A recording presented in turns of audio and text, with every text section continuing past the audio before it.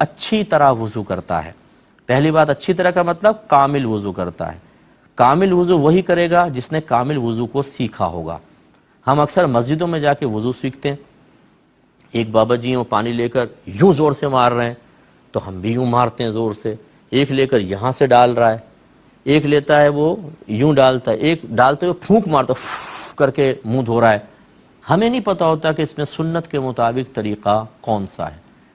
ایک آدمی ہے پورا نلکا کھول کے یوں ہاتھ ڈالے جا رہا ہے، پھر یہ اس کو کر رہا ہے، اور پھر یہ دھونے کے بعد 3 دفعہ یہ جب ہاتھ پورا دھل گیا تو یہ کرنے کی کیا ضرورت ہے؟ 3 دفعہ آپ کیوں کر رہے ہیں؟ کہ سنت ہے؟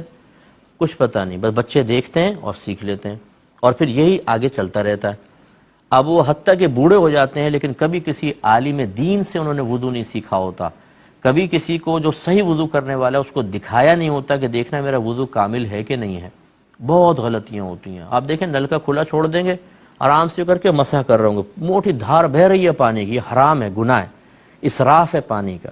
اکثر میں نے دیکھا ہے، بڑے بڑے نمازیوں کو دیکھا ہے، وضو خانوں پہ بیٹھے ہوں گے، پورا نلکا کھول دیا، یہ لے کے آرام سے مسح کر رہے ہیں۔ بھائی تھوڑا پانی لیں، نلکے کو بند کر دیں، اس کو ڈالیں، پھر مسح کر لیں، لیکن نہیں سیکھا ہو تو ہو نا۔ تو اچھی طرح یاد رکھیں، بہت سارے لوگ ایسے ہیں جن کو کامل وضو نہیں آتا، اور معذرت کے ساتھ بہت سارے ایسے ہیں جن کو وضو ہی نہیں آتا، کیونکہ یہ جو بال جمنے کی جگہ ہے، عادتاً بال جمتے ہیں یہاں سے لے کر یہ چن کے نیچے تک، یہ جو دانت ہیں نا نیچے والے، ان کو اگر آپ ٹھوک دیں، فرض کر لیں، اور یہ یہاں سے نکل آئیں، بس جہاں سے یہ نکل کر آئیں گے نا، یہاں تک چہرہ ہوتا ہے، یہاں سے لے کر یہاں تک، یہ گردن تک نہیں ہوتا، اور ایک کان کی لو سے لے کر اس کان کی لو تک، اس کو دھونا فرض ہے۔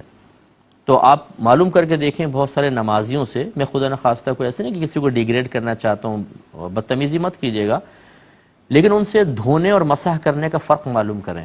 دھونا کسے کہتے ہیں، مسح کرنا کسے کہتے ہیں؟ اللہ تعالیٰ نے وضو کے فرائض ذکر کرتے ہوئے 3 چیزوں کو دھونے کا حکم دیا ہے، چہروں کو، کونیوں سمیت دونوں ہاتھ، ٹخنوں سمیت دونوں پیر، لیکن سر کے مسح کا حکم دیا، وَامْسَحُوا بِرُؤُوسِكُمْ۔ کیوں یہ الگ الگ لفظ استعمال ہوئے؟ وہاں دھونا فَاغْسِلُوا، یہاں وَامْسَحُوا، کیوں نہیں دونوں اگر ایک جیسے تھے تو پھر دونوں کو علیحدہ علیحدہ کیوں لفظ بیان کیے؟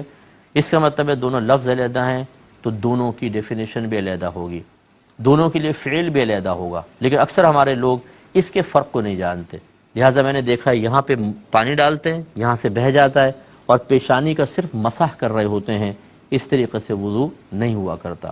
یہ ہماری بہنیں ہوتی ہیں، ان کے تو چہرے بھی یہاں سے خشک رہ جاتے ہیں، بعض اوقات تو میں نے دیکھا خاص طور پہ جب بیسن پہ کھڑے ہو کر وضو کر رہی ہوں تو کامل وضو نہیں ہوتا۔ تو یہ وضو ہی نہیں ہو تو پھر کیا کیسے ہوگا؟ تو خدا را میں آپ سب سے گزارش کرتا ہوں کہ کامل وضو سیکھیں، کسی اچھے عالم دین سے سیکھ لیں، یا آپ اگر جیسے کیو ٹی وی وغیرہ پر کوئی وضو کا طریقہ سکھایا جا رہا ہو وہ اچھی طرح غور سے سنیں، یا یوٹیوب پر میرا بھی اس میں دیکھ لیجیے گا، یوٹیوب پر وضو کرنے کا طریقہ ذرا دیکھ لیجیے گا، اس کے مطابق وضو کر لیں، یہ بہتر ہے۔